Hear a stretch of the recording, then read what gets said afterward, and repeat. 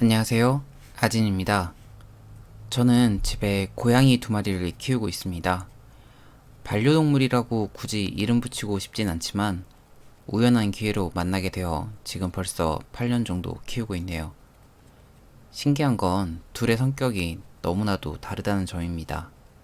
하나는 애교가 많고 부르면 부르는 대로 달려와 머리든 다리든 어떻게든 제 몸에 문대려고 노력합니다. 그리고 하나는 늘 가만히 앉아 있거나 자고 있고 그러다가 비가 오면 꼭 근처에 와서 숨습니다. 그렇게 성격이 다른데도 불구하고 제 눈에는 마냥 귀엽고 예쁘게만 보이는데요. 이 모습을 보고 있자니 문득 그런 생각을 해보았습니다. 사랑에 조건이 있을까 하는 그런 궁금증 말이죠. 그래서 오늘은 사랑의 조건에 대해 이야기해볼까 하는데요. 과연 사랑에 조건이 있을까요? 드라마에서 보면 커플인 남녀가 서로에게 사랑을 물어보는 장면이 자주 보입니다. 나 사랑해? 왜 사랑해? 어떤 점이 좋아? 그건 드라마에서만 나오는 것은 아니겠죠? 우린 분명 현실 세계에서도 같은 질문을 받게 됩니다. 왜 사랑해? 어떤 점이 좋아서 그렇게 사랑하는 거야? 이 질문을 받게 되면 여러분은 고민을 하게 되는데요. 왜? 라는 질문은 늘 깊은 고민을 만들게 되고, 특히나 사랑이라는 매우 특별한 감정을 설명하려다 보면 왜라는 질문에 대한 답은 아주 어려울 수밖에 없습니다.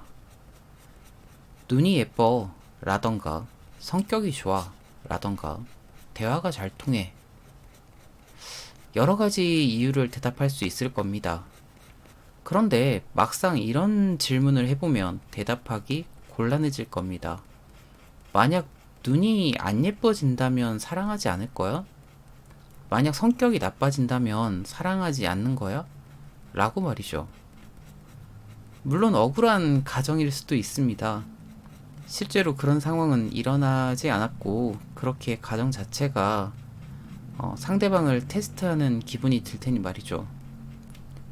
하지만 우리는 그런 조건이 아니어도 분명 사랑을 할 겁니다. 비록 눈이 안 예뻐지더라도, 성격이 나빠지더라도, 이미 사랑에 빠진 이상 그 약점들조차 더 이상 의미가 없어지니까요.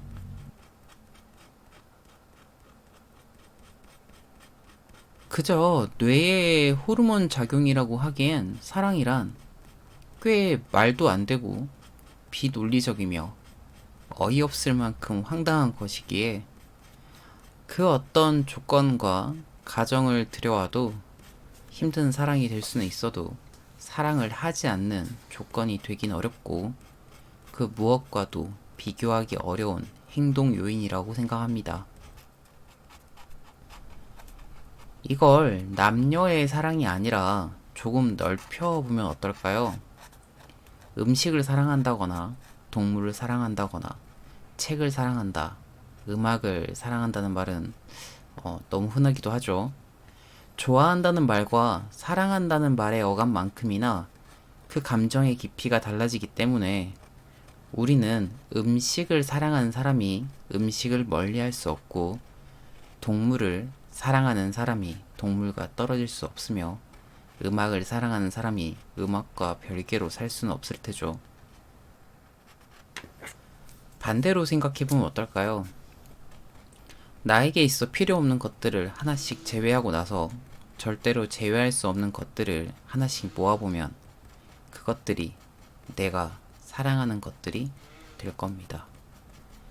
그리고 우리는 그것들은 어떤 조건이 있어 사랑하는 게 아니라 그저 사랑하고 있습니다. 그 어떤 이유를 들더라도 그건 부차적인 이유일 뿐이겠죠. 이유는 비합리적인 사랑에 대한 어떤 논리적인 이유를 떠올리지 못하고 그저 내가 왜 사랑할까에 대한 답일 뿐이지 실제 사랑의 이유가 아니니까요. 우리는 그저 사랑하고 있고 그것엔 어떤 이유도 없습니다. 아름다운 것들을 볼 때 우리는 아름답다고 여기는 건 그것의 황금 비율이나 빛의 반사나 질감 때문이 아니라 그저 내 눈에 아름다워 보이기 때문일 겁니다. 모든 감정의 본질에 이유를 붙이기보다 그 자체에 집중하고 그 감정에 좀 더 마음을 쏟는다면 우리는 더 솔직하고 더 사랑하고 더 행복해질 수 있지 않을까요?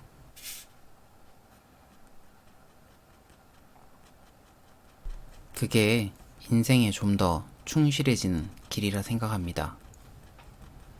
오늘보다 더 나은 내일이 되길 바라며 지금까지 아진이었습니다.